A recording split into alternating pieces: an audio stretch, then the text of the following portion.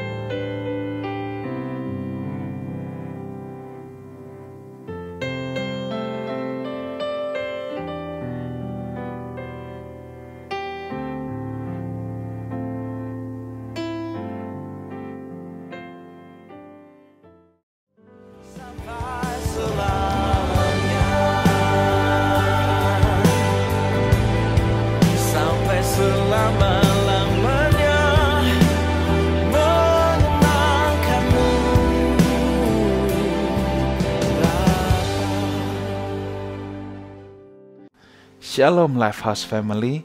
Mari kita siapkan hati kita, ajak seluruh anggota keluarga kita untuk duduk diam mengikuti ibadah online ini. Siapkan hati saudara, siapkan catatan saudara, siapkan Alkitab saudara untuk mencatat hal-hal yang penting, pesan kebenaran firman Tuhan yang disampaikan pada kesempatan ini. Saya percaya kalau kita membuka hati kita seperti tanah yang subur, maka benih kebenaran firman Tuhan akan berbuah lebat dalam hidup kita. Tuhan Yesus memberkati kita semua. Haleluya.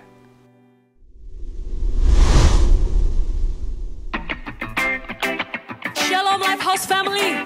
Persiapkan hatimu untuk bersyukur untuk Tuhan pagi ini. Sama-sama kita bertepuk tangan.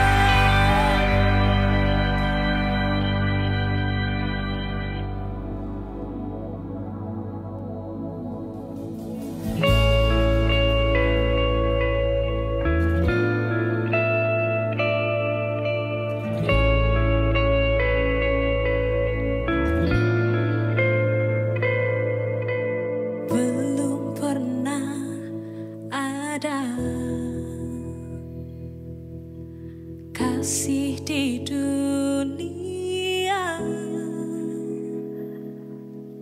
sanggup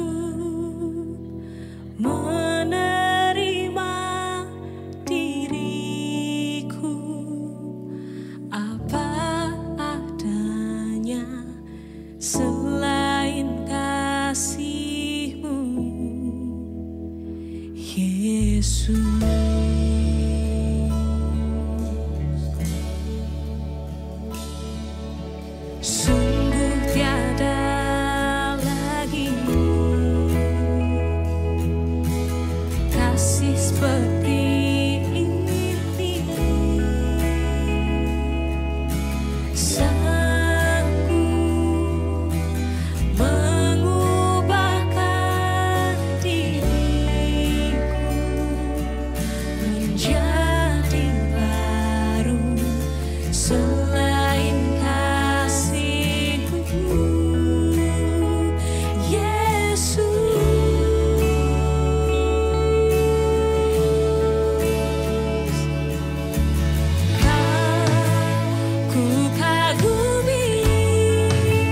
dalam hati, kasih-Mu tiada duanya. Sampai kini ku akui, kasih-Mu tiada duanya.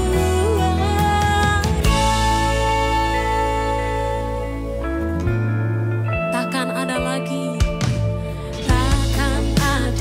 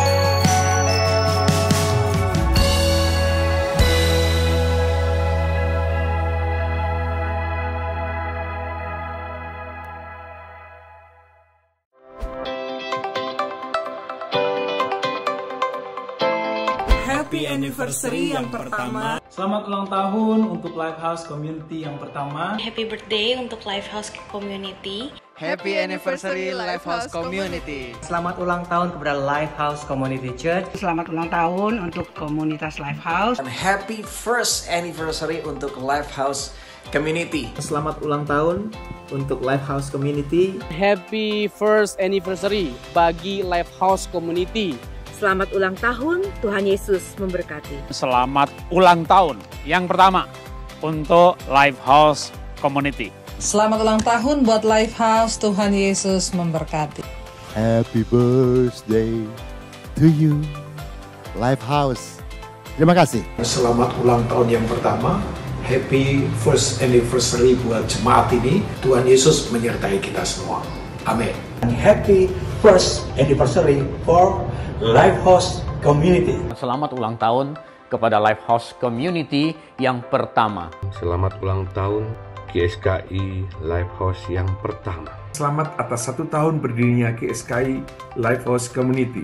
Happy first anniversary untuk Lifehouse Community Jakarta. Happy first anniversary. Selamat ulang tahun kepada Lifehouse Community. Selamat ulang tahun yang pertama bagi Gereja Tuhan GSKI Lifehouse. Congratulations for your first anniversary as a church. Selamat ulang tahun yang pertama buat Lifehouse Community. Selamat ulang tahun yang pertama bagi Lifehouse Community. Happy first anniversary Lifehouse Community. Saya jadi saksi yang ngeliatin bagaimana Tuhan selama 1 tahun ini udah berkatin Lifehouse dengan cara yang luar biasa. Penyertaan Tuhan selalu ada sama Lifehouse.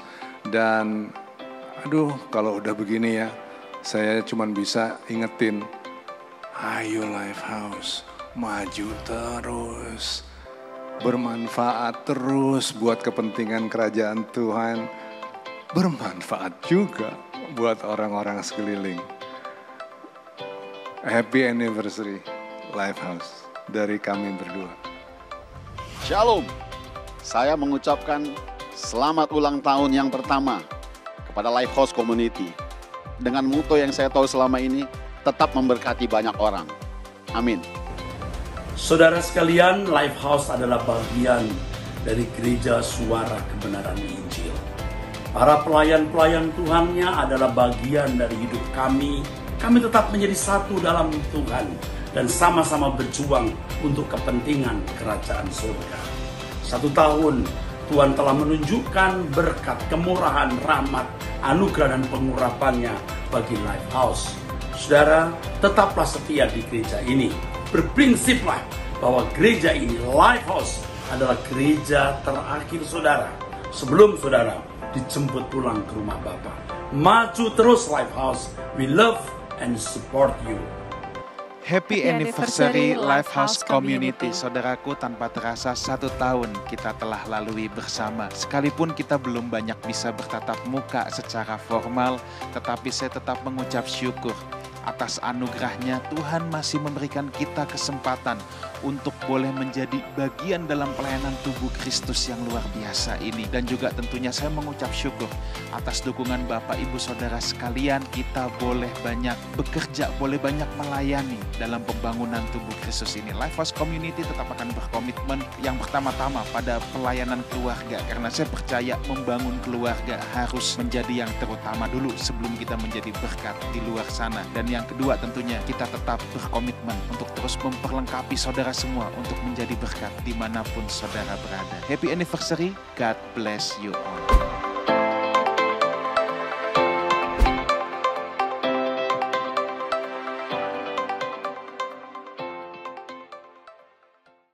Mari kita bersatu di dalam doa. Bapa dalam surga, kami bersyukur kami ada sebagaimana kami ada. Kami menyadari ini anugerah Tuhan semata.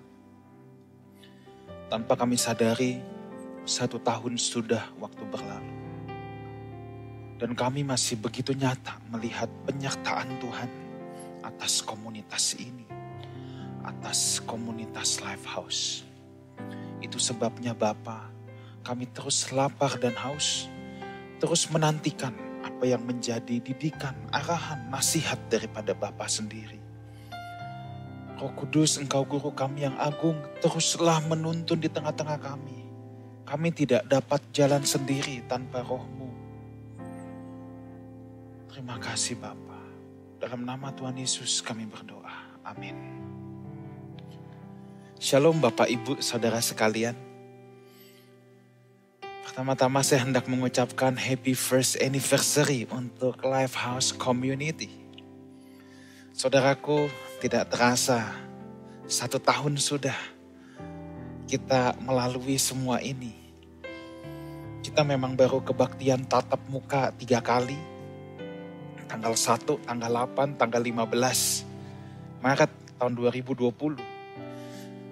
Dan tanpa terasa sekarang sudah minggu pertama lagi bulan Maret. Memang saudara, saya pun kangen untuk bisa segera tatap muka. Tetapi situasi belum mengizinkan untuk kita bisa bertatap muka kebaktian offline secara normal. Itulah sebabnya kita masih berjumpa dulu di udara lewat online. Tetapi satu hal yang saya melihat bahwa Tuhan begitu nyata menyertai komunitas ini, mengirim utusan-utusannya untuk ikut memperlengkapi saudara semua. Saya bukan orang yang maha bisa. Saya pun hanya bagian kecil dari tubuh Kristus. Itulah sebabnya saya juga meminta sahabat-sahabat hamba Tuhan lain juga untuk memperlengkapi kita sesuai dengan visi, beban yang Tuhan taruh di komunitas ini. Itulah sebabnya saya mendorong saudara untuk juga terus mengikuti ibadah tengah minggu live cell yang ada setiap hari Selasa malam jam 8. Dan juga live talk hari Kamis jam 7 malam. Di sana ada banyak tamu, hamba-hamba Tuhan yang memperlengkapi kita semua. Dan Sabtu pagi saya juga mau ingatkan, yuk kita luangkan waktu 30 menit saudara untuk pertumbuhan iman kita. Di sana ada Bible study, ada live study. Di mana saudara hanya luangkan 30 menit bebas. Jam berapa saja saudara mau. Dari jam 5.30, jam 6 pagi video itu sudah available. Kalau yang nyaman untuk saudara, jam 10 pagi, jam 9 pagi, it's okay. Yang penting saudara mau meluangkan waktu 30 menit di pagi hari saudaraku. Saudara, Tuhan memberikan sebuah visi kepada kita sejak awal mulai, yaitu mempersiapkan umat Tuhan untuk menjadi anggota keluarga kerajaan Allah yang bertumbuh di dalam kebenaran. Itulah sebabnya kita juga berfokus kepada keluarga, sebab keluarga adalah komunitas pertama yang Tuhan dirikan di bumi ini. Saya rasa saya sudah sering mengucapkan ini. Komunitas pertama yang Tuhan dirikan sebelum negara ada, bahkan sebelum gereja ada, keluarga ada. Itulah sebabnya kekristenan yang benar harus bisa membangun keluarga. Jangan sampai termasuk saya sebagai senior pastor, jangan sampai saya membangun pelayanan tapi saya gagal membangun keluarga, sebab banyak yang seperti itu. Jago di pelayanan, berantakan di keluarga. Jago membangun perusahaan, berantakan di keluarga. Tapi kita mau membangun dari esensi dari komunitas pertama yang Tuhan tetapkan di bumi ini. Mari kita baca dulu Roma 8 ayat 28 sampai 29. Supaya kita di-refresh lagi tentang apa yang Tuhan mau untuk komunitas ini. Roma 8 ayat 28 dan 29. Kita tahu sekarang bahwa Allah turut bekerja dalam segala sesuatu untuk mendatangkan kebaikan bagi mereka yang mengasihi Dia. Yaitu bagi mereka yang terpanggil sesuai dengan rencana Allah. Sebab semua orang yang dipilihnya dari semula, mereka juga ditentukannya dari semula untuk menjadi serupa dengan gambaran anaknya. Supaya ia, anaknya itu, menjadi yang sulung di antara banyak saudara. Saudaraku, visi yang Tuhan berikan untuk Lifehouse dan yang juga tertuang di dalam misi kita untuk menjadi anggota keluarga kerajaan Allah. Tentu Tuhan memberikan sebuah target yang kita tuangkan dalam misi kita juga, yaitu menjadi serupa dengan Kristus. Kekristenan adalah sebuah perjalanan iman menuju keserupaan dengan Kristus. Kekristenan itu bukan agama. Saudara juga pasti udah sering mendengarkan statement ini. Kekristenan bukan agama, tetapi gaya hidup. Oke, gaya hidup yang bagaimana? Gaya hidup yang menyerupai Tuhan Yesus Kristus. Ketika kita dibaptis, kita menerima Tuhan sebagai Tuhan dan Juru Selamat dalam hidup kita. Kita sejatinya memulai sebuah perjalanan iman kita. Itu bukan akhir, tetapi itu baru start di titik nol. Di mana kita harus memulai perjalanan iman kita. Dan perjalanan ini disebut perjalanan keserupaan. Kekristenan bukan sekedar pengakuan beragama. Saya beragama Kristen, ikutin doa pendeta. Tetapi kekristenan adalah kehidupan, perjalanan kehidupan yang mencontoh hidupnya Tuhan Yesus. Dan ini merupakan sebuah perjalanan yang baru berhenti ketika kita menghembuskan nafas kita yang terakhir. Jadi di sini yang kita baca di ayat ke-29. Sebab semua orang yang dipilihnya dari semula, juga ditentukan dari semula untuk menjadi serupa dengan gambaran anaknya. Jadi target Tuhan untuk orang percaya, camkan baik ini, bukan supaya sehat, diberkati, nyaman di bumi, dan lain-lain. Target Tuhan untuk orang percaya adalah supaya kita serupa dengan Dia. Tetapi untuk menjadi serupa dengan Dia, ini gak terjadi saat saudara dibaptis. Tetapi ini merupakan perjalanan iman kita. Ini targetnya. Ingat ya, bukan supaya sehat, supaya diberkati, supaya nyaman, supaya punya rumah, punya mobil. Itu bangsa-bangsa kafir pun bisa memperoleh itu. Kalau kita bisa memperoleh itu enggak masalah juga. Tetapi itu bukan target kekristenan. Target kekristenan adalah menjadi serupa dengan Kristus. Menerima Yesus itu gratis. Tetapi perjalanan keserupaan ini menuntut harga bayar segenap hidup. Kalau seseorang hanya menjadikan kekristenan sebagai agama, saudara, dia nggak peduli dengan perjalanan ini. Kesehatan dengan perjalanan ini. Pokoknya aku sudah beragama Kristen. Baginya ini nggak penting sama sekali. Tetapi kalau saudara menghayati kekristenan adalah sebuah gaya hidup, kita mau nggak mau harus peduli. Nah, penghambat terbesar, penghalang terbesar dalam perjalanan keserupaan ini adalah kemudian kita menjadi frustasi. Kenapa kita frustasi? Sebab kita selalu berpikir atau kita merasa aku gagal lagi. Aku jatuh lagi. Aku gak bisa serupa dengan Yesus. Kita jadi frustasi. Kita punya mental block. Oh iya, pastor, saya tahu Alkitab berkata hendaklah kamu sempurna seperti Bapamu yang di sorga adalah sempurna. Tapi mana mungkin aku bisa sempurna? Aku masih jalan di bumi, aku masih napak 2 kaki, aku dicubit masih sakit, aku belum berjalan 5 senti di atas lantai. Bagaimana mungkin aku bisa sempurna? Akhirnya banyak orang berkata, aku mau berubah, tapi aku gak bisa berubah. Aku mau berubah, tapi aku gagal lagi. Orang kemudian jadi frustasi karena dia gagal dalam mencoba. Aku mencoba seperti Yesus. Aku mencoba untuk berubah. Aku mencoba untuk ini, aku mencoba untuk itu. Aku gagal lagi. I keep trying, but I fail. Aku terus mencoba, tapi aku gagal. Kita lihat apa nasihat Paulus kepada Timotius, dan saya percaya ini merupakan rahasia dari perjalanan keserupaan. 1 Timotius 4 ayat yang ke-7. 1 Timotius 4 ayat yang ke-7. Tetapi jauhilah tahayul dan dongeng nenek-nenek tua. Latihlah dirimu beribadah. Paulus tidak berkata kepada Timotius, cobalah dirimu beribadah. Tunggu dulu, kata beribadah di sini digunakan kata eusebia, bukan proskuneo, bukan latreia, bukan latreia yang kemudian jadi liturgi, tapi eusebia yang berarti godly, kesalehan. Bukan latruo atau latreia, bukan proskuneo.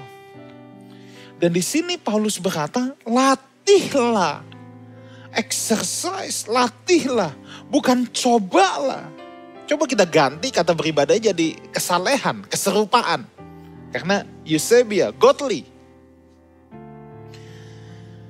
Paulus bilang latihlah dirimu menjadi saleh. Bukan cobalah dirimu menjadi saleh. Dengar ini, rahasianya ada di sini.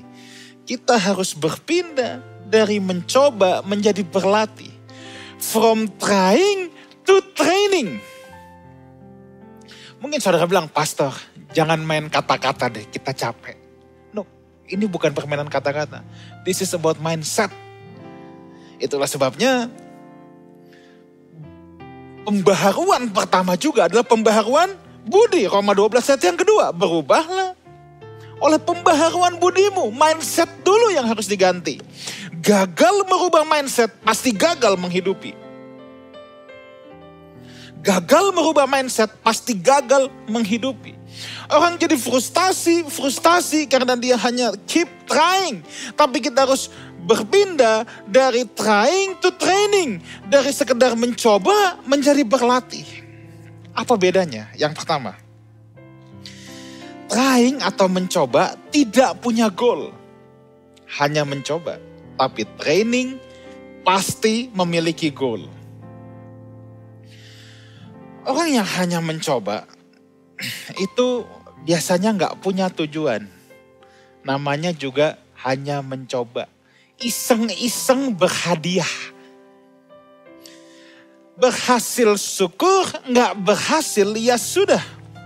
Tetapi kalau training tidak bisa tanpa tujuan, tidak bisa tanpa disiplin. Orang kalau hanya mencoba tanpa tujuan, tanpa goal, tanpa disiplin.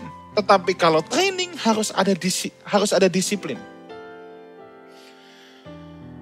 Itulah sebabnya beberapa kali Paulus juga menggunakan pengandaian seorang atlet, saudara. Kebetulan mentor pertama saya adalah yang membimbing saya pertama kali menerima Tuhan Yesus Kristus adalah Pastor Rudi Gunawan. Beliau mantan juara dunia ganda putra bulu tangkis, ya. Dulu pasangan Edi Hartono, belakangan Reksi Maniaki. Ya, jadi kalau saudara mengikuti bulu tangkis di era akhir 80-an, awal 90-an, pasti saudara nggak asing dengan Pastor Rudi Gunawan. Dia sekarang tinggal di California, Los Angeles. Dan dia banyak bercerita kepada saya tentang bagaimana itu proses disiplin latihan sebagai atlet. Seorang atlet yang akan ikut kompetisi, ya, mereka punya tujuan, punya goal. Tujuannya adalah aku akan ikut kejuaraan dunia. Dia set goal. Latihannya disesuai dengan goal yang disetting itu.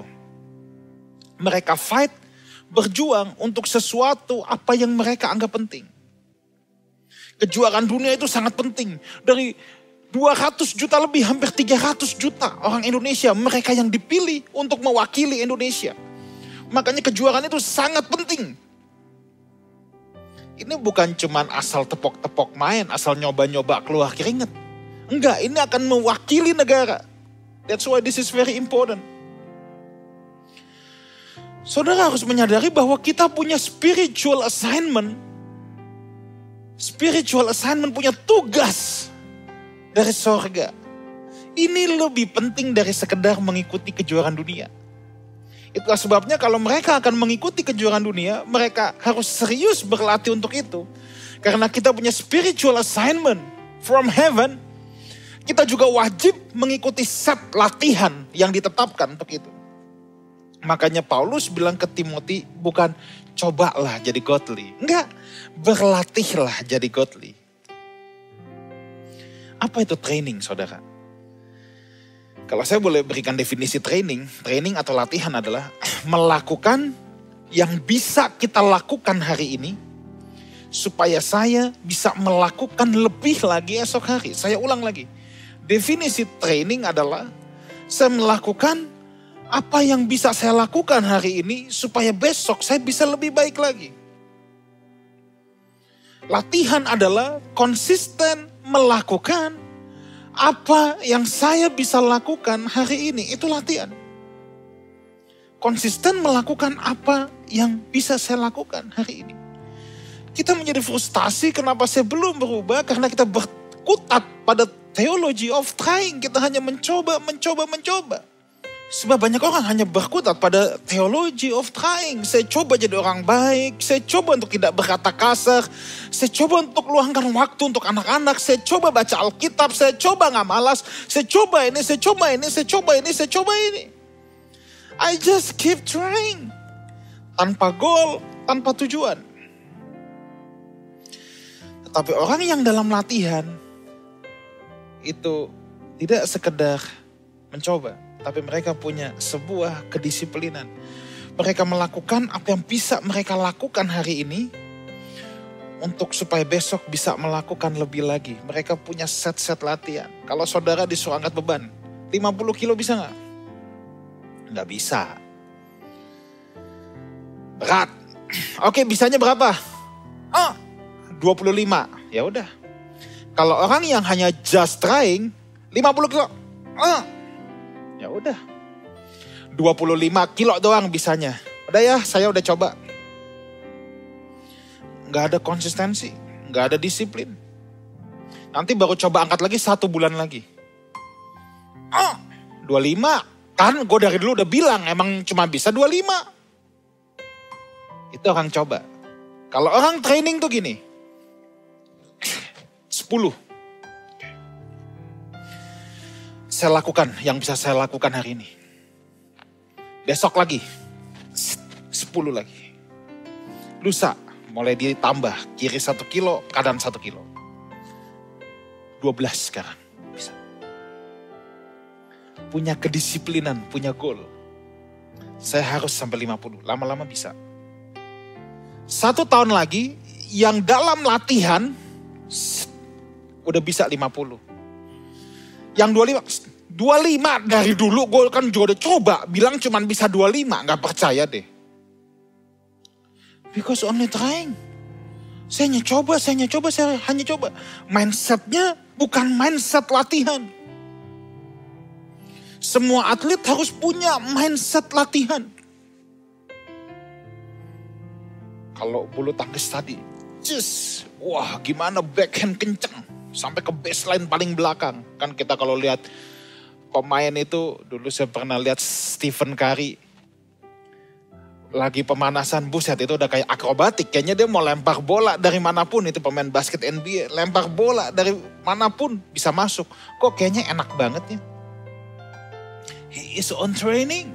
Not just trying. Kalau trying itu gak ada konsistensi. Hari ini aku coba, nanti ya kapan-kapan lagi ya aku coba. Kalau training gak bisa. Setiap hari punya set latihannya. So, ubah pola pikir kita. Stop mencoba dan mulailah berlatih. Kenapa? Karena latihan memberikan hasil konsisten. Sekedar mencoba tidak.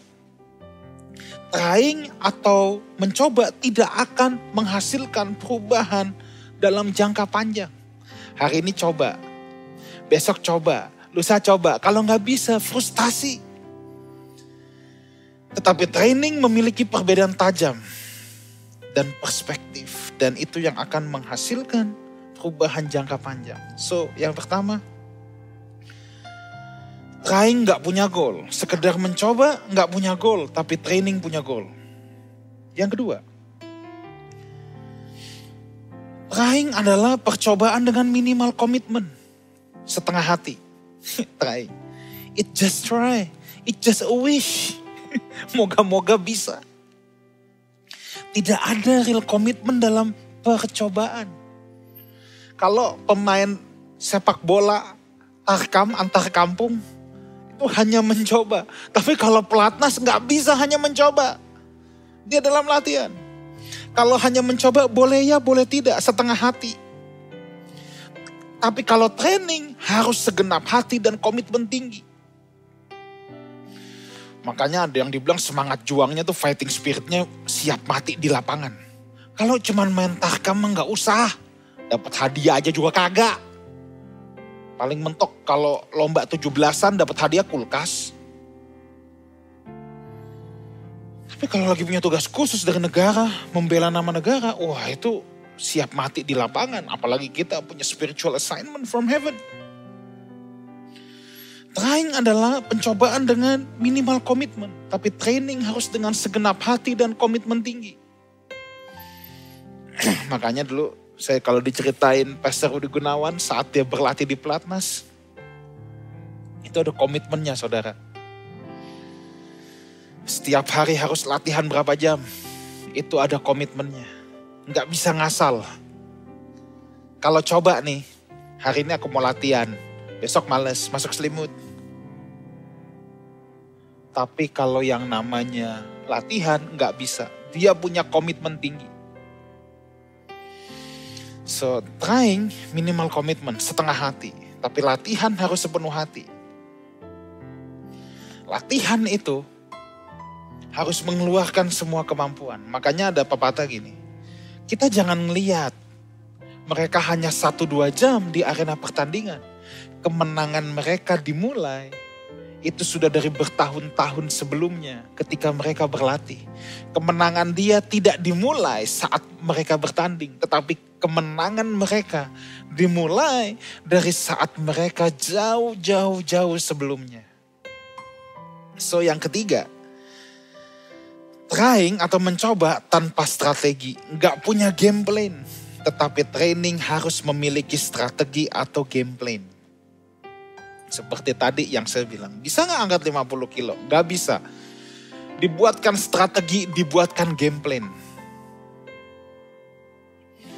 Gimana supaya bisa menambah beban? Oke, kita kombinasi dengan angkat barbel begini. Nah itu kan bagian dari strategi. Itu bagian dari strategi. Pemain bulu tangkis, pemain basket dituntut punya pergelangan tangan yang kuat. Waktu smash kurang kencang. Terus gimana? Coba latihannya gimana? Dikasih strategi. Pakai botol lah yang berat, tangannya suruh begini-begini terus. Punya strategi karena dalam latihan. Kalau cuma mencoba, just trying, kita nggak akan punya strategi. Kita nggak punya strategi. Bisakah saya memiliki rumah tangga yang ideal sesuai dengan kehendak Tuhan? Sangat sukar. Tapi kalau saudara punya game plan dan strategi, yes, you can have it. Tapi masalah banyak orang nggak punya strategi, nggak punya game plan. Dia hanya mau mengalir saja. Dia pikir jago itu bisa mendadak. Dia pikir punya rumah tangga yang ideal, punya rumah tangga yang kuat, punya rumah tangga yang diberkati Tuhan. Itu bisa dadakan, gak bisa. Itu butuh strategi, butuh game plan.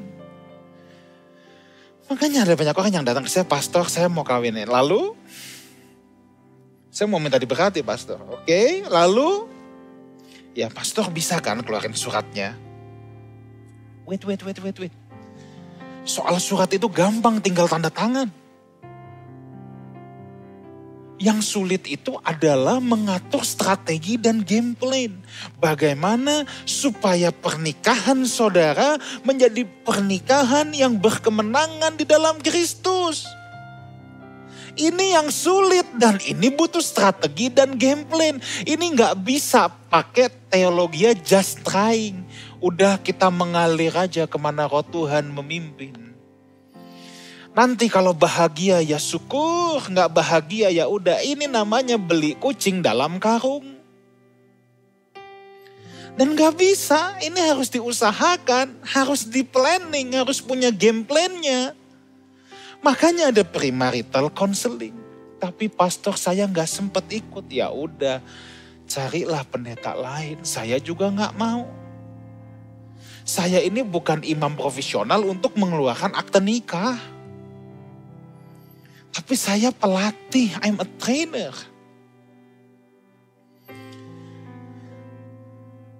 Ya kalau saya udah terlanjur menikah gimana pastor? Pernikahan saya gak bahagia. Oke, carilah pertolongan. Jangan mengalir aja. Jangan cuma, ya nanti kita coba lagi deh. Mungkin tahun depan, besok, 2 tahun lagi, 5 tahun lagi. Mungkin istri saya akan lebih baik.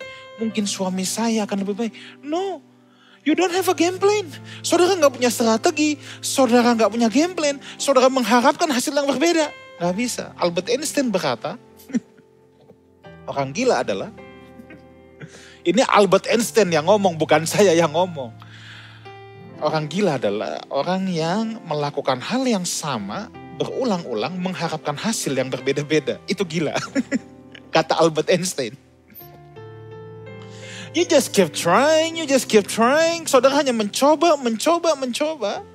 Gak punya strategi, gak punya game plan. Dan saudara pikir keluarga saudara bisa bahagia dengan sendirinya. Saudara pikir anak-anak saudara bisa akrab, bisa hangat dengan saudara dengan sendirinya. It's impossible. That's why you need help. Belum terlambat. Kalau saudara berkata sama saya, pastor, saya mau udah gak bisa berubah. Sudah ketuaan. Ya saya mengerti, semakin tua tekukan semakin keras. Tapi kalau kita masih diberikan nafas oleh Tuhan, berarti kita masih punya kesempatan untuk berubah. Dan jangan menyerah untuk hal ini. Itu namanya kita masih bisa berubah. Kita masih bisa berubah. Miliki strategi yang udah terlanjur menikah, asking for help. Jangan malu bertanya. Jangan malu minta tolong, jangan gengsi minta tolong dan sambil berkata, hopefully, moga-moga nanti everything gonna be alright. No. Carilah pertolongan. Punyai strategi gimana keluargaku yang tidak harmonis supaya jadi harmonis. Punya strategi itu. Cari pertolongan bila dibutuhkan. Pergi ke konselor Kristen yang mumpuni. Saudara bisa hubungi saya bukan ahli sekali dalam bidang counseling. Kalau saya rasa, aduh ini berat, saya akan refer saudara juga. Ibarat dokter, saya refer ke dokter spesialis. Dan saya nggak perlu malu menyatakan bahwa, wah saya harus merefer. I'm not Superman, saya punya keahlian yang hamba Tuhan lain tidak miliki. Dan hamba Tuhan lain juga punya keahlian yang saya tidak miliki.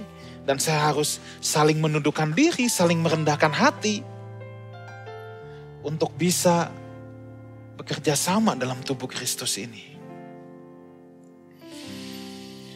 Yang keempat, trying is a hopeful experiment. Mencoba adalah hopeful experiment, moga-moga. Tetapi training adalah devoted commitment. Driven by deeper why. Komitmen penuh pengabdian.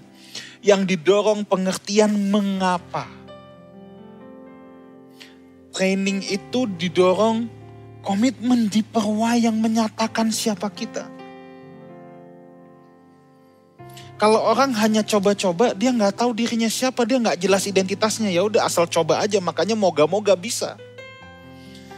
Tapi kalau berlatih, dia tahu identitasnya.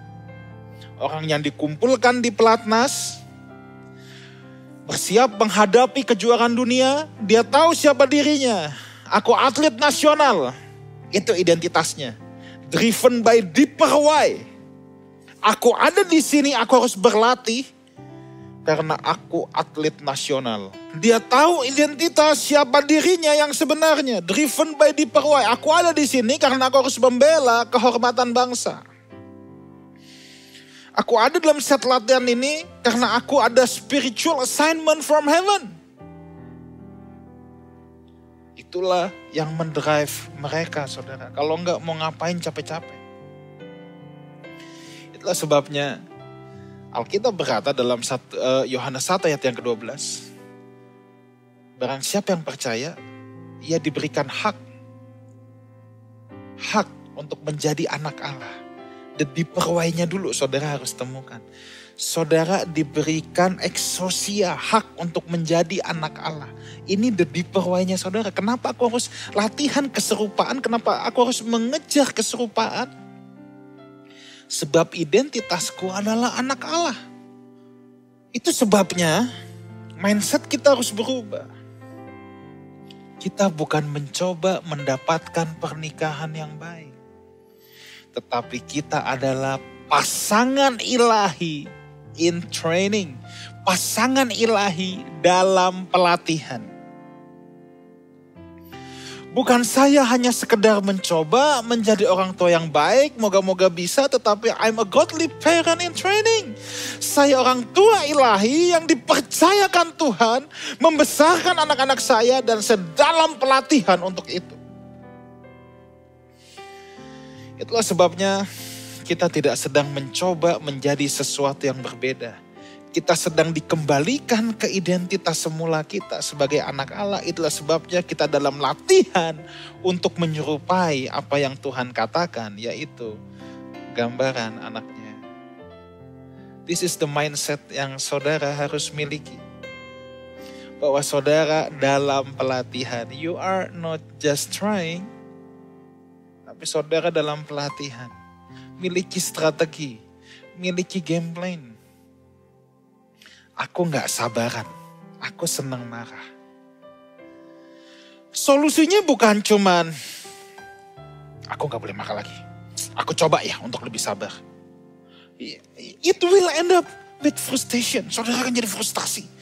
You will get burn out. Saya coba gagal lagi, marah lagi, lepas kontrol lagi. Tapi yang pertama mindset kita dulu. Saya anak-anak Allah dalam pelatihan. Kemudian miliki strategi, miliki game plan.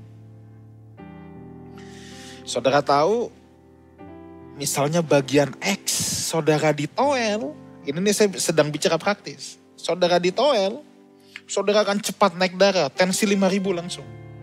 Orang sekarang bilang tensi goceng. Oke, sekarang cara mengatasinya gimana?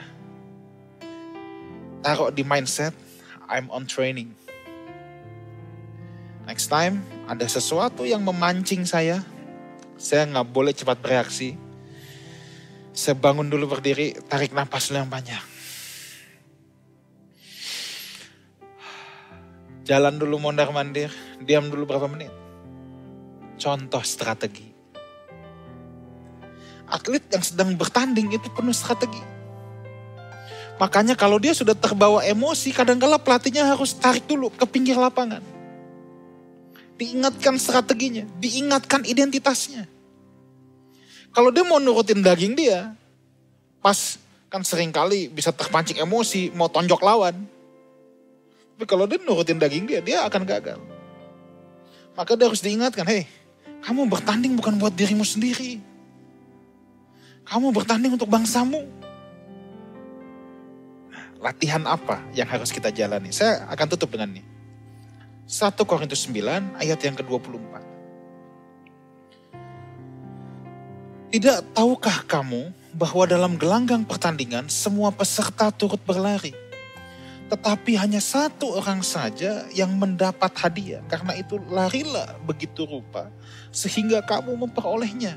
Kita sedang berlomba bukan untuk mahkota hadiah fana, untuk mahkota yang mulia, mahkota surgawi.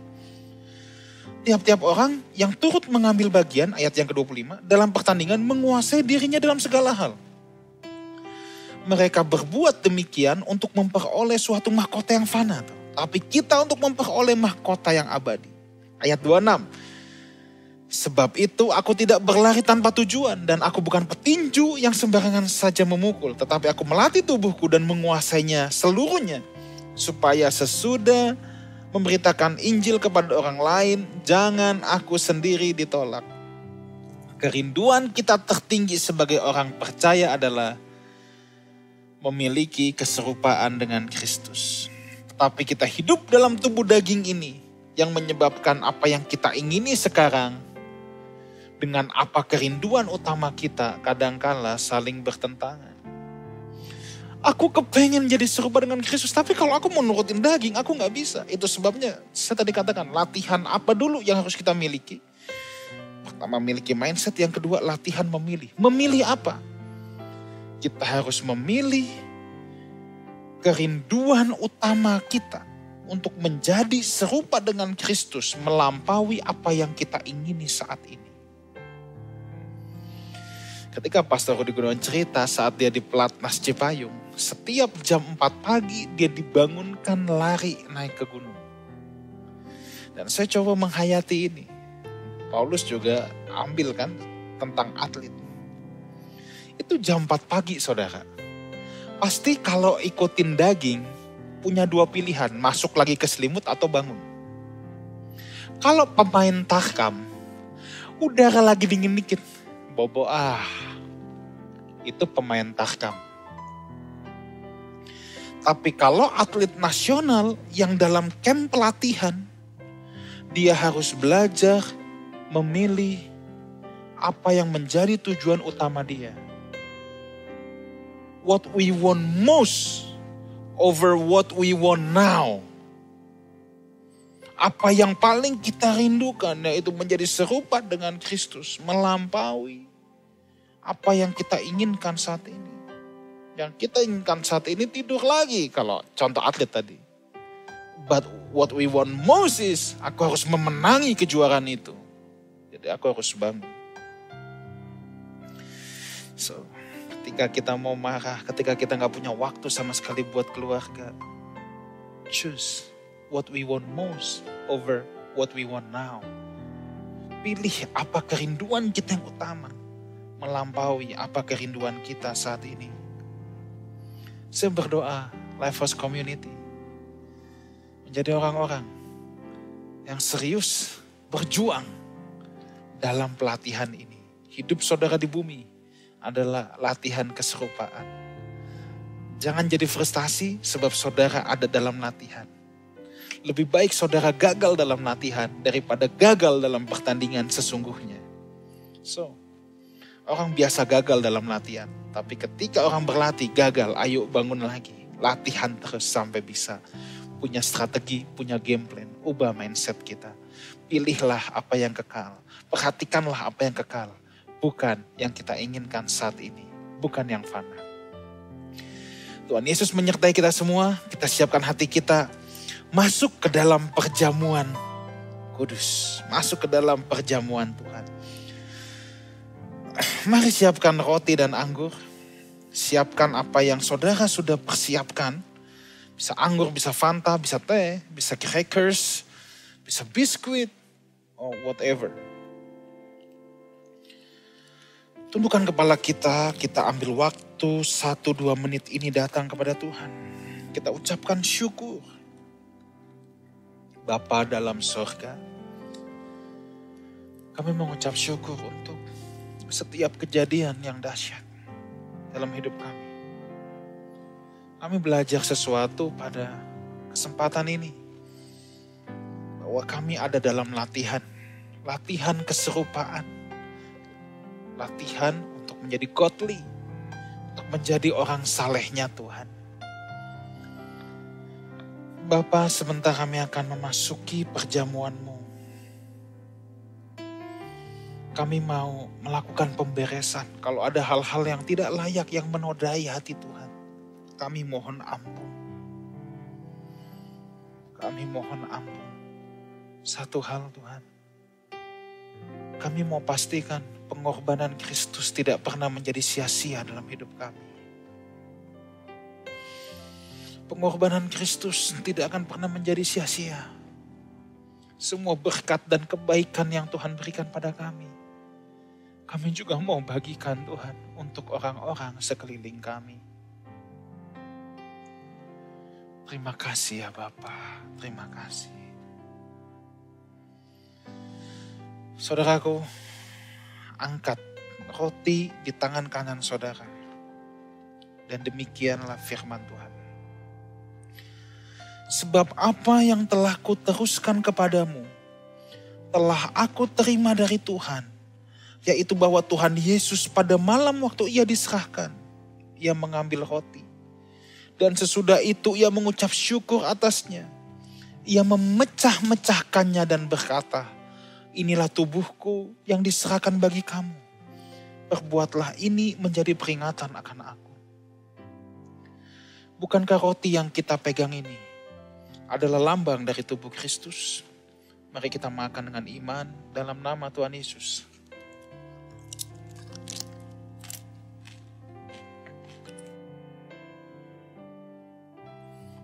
Mari kita angkat anggur di tangan kanan kita. Demikian juga ia mengambil cawan. Sesudah makan lalu berkata, cawan ini adalah perjanjian baru yang dimeteraikan oleh darahku. Perbuatlah ini setiap kali kamu meminumnya menjadi peringatan akan aku. Sebab setiap kali kamu makan roti ini dan minum cawan ini, kamu memberitakan kematian Tuhan sampai ia datang. Mari kita minum anggur ini yang adalah lambang dari darah Tuhan Yesus Kristus. Dalam nama Tuhan Yesus.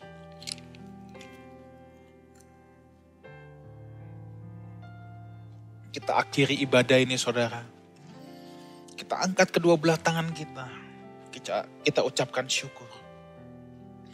Kami bersyukur Tuhan untuk pengorbananmu di atas kayu salib. Kami bersyukur Tuhan untuk tubuh dan darahmu yang menebus kami.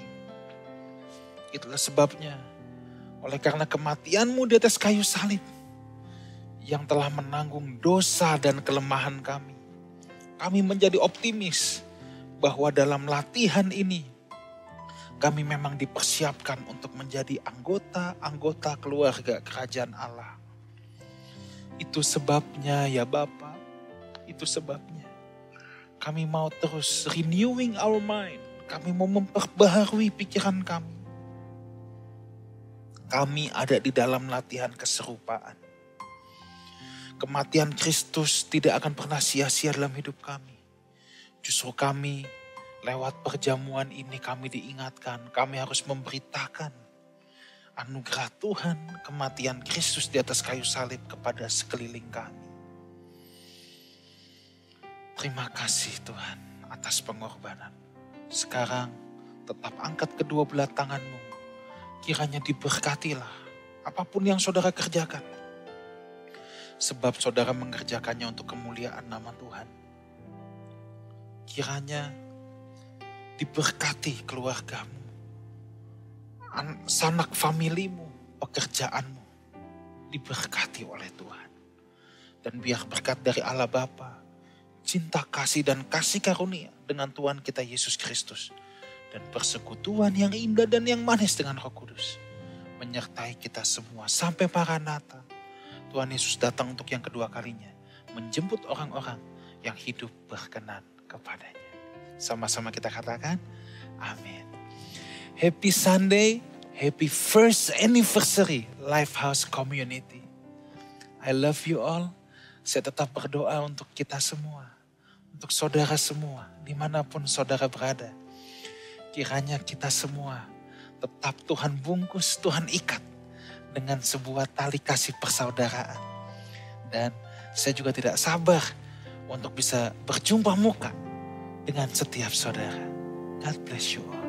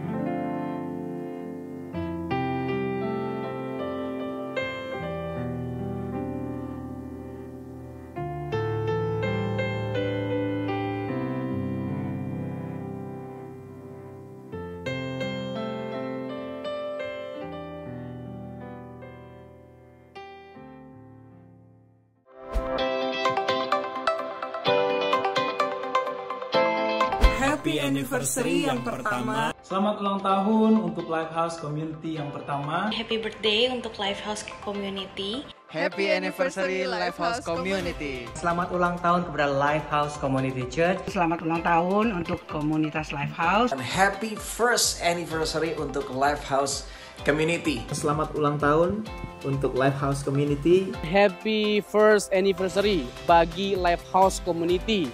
Selamat ulang tahun, Tuhan Yesus memberkati. Selamat ulang tahun yang pertama untuk Lifehouse Community. Selamat ulang tahun buat Lifehouse, Tuhan Yesus memberkati. Happy birthday to you, Lifehouse. Terima kasih. Selamat ulang tahun yang pertama. Happy first anniversary buat jemaat ini. Tuhan Yesus menyertai kita semua. Amin. Happy first anniversary for Lifehouse Community. Selamat ulang tahun kepada Lifehouse Community yang pertama. Selamat ulang tahun GSKI Lifehouse yang pertama. Selamat atas 1 tahun berdirinya GSKI Lifehouse Community. Happy first anniversary untuk Lifehouse Community Jakarta. Happy first anniversary. Selamat ulang tahun kepada Lifehouse Community. Selamat ulang tahun yang pertama bagi Gereja Tuhan GSKI Lifehouse. Congratulations for your first anniversary as a church. Selamat ulang tahun yang pertama buat Lifehouse Community. Selamat ulang tahun yang pertama bagi Lifehouse Community. Happy first anniversary Lifehouse Community. Saya jadi saksi yang ngeliatin bagaimana Tuhan selama 1 tahun ini udah berkatin Lifehouse dengan cara yang luar biasa. Penyertaan Tuhan selalu ada sama Lifehouse. Dan aduh, kalau udah begini ya, saya cuma bisa ingetin, ayo Lifehouse, maju terus, bermanfaat terus buat kepentingan kerajaan Tuhan, bermanfaat juga buat orang-orang sekeliling. Happy anniversary Lifehouse dari kami berdua. Shalom, saya mengucapkan selamat ulang tahun yang pertama kepada Lifehouse Community. Dengan muto yang saya tahu selama ini, tetap memberkati banyak orang. Amin. Saudara sekalian, Lifehouse adalah bagian dari Gereja Suara Kebenaran Injil. Para pelayan-pelayan Tuhannya adalah bagian dari hidup kami. Kami tetap menjadi satu dalam Tuhan dan sama-sama berjuang untuk kepentingan kerajaan surga. 1 tahun Tuhan telah menunjukkan berkat, kemurahan, rahmat, anugerah dan pengurapannya bagi Lifehouse. Saudara, tetaplah setia di gereja ini. Berprinsiplah bahwa gereja ini, Lifehouse, adalah gereja terakhir saudara sebelum saudara dijemput pulang ke rumah Bapa. Maju terus Lifehouse. We love and support you. Happy anniversary Lifehouse Community. Saudaraku, tanpa terasa 1 tahun kita telah lalui bersama. Sekalipun kita belum banyak bisa bertatap muka secara formal, tetapi saya tetap mengucap syukur atas anugerahnya. Tuhan masih memberikan kita kesempatan untuk boleh menjadi bagian dalam pelayanan tubuh Kristus yang luar biasa ini. Dan juga tentunya saya mengucap syukur atas dukungan Bapak Ibu Saudara sekalian. Kita boleh banyak bekerja, boleh banyak melayani dalam pembangunan tubuh Kristus ini. Lifehouse Community tetap akan berkomitmen yang pertama-tama pada pelayanan keluarga, karena saya percaya membangun keluarga harus menjadi yang terutama dulu sebelum kita menjadi berkat di luar sana. Dan yang kedua tentunya kita tetap berkomitmen untuk terus memperlengkapi saudara semua untuk menjadi berkat dimanapun saudara berada. Happy anniversary, God bless you all.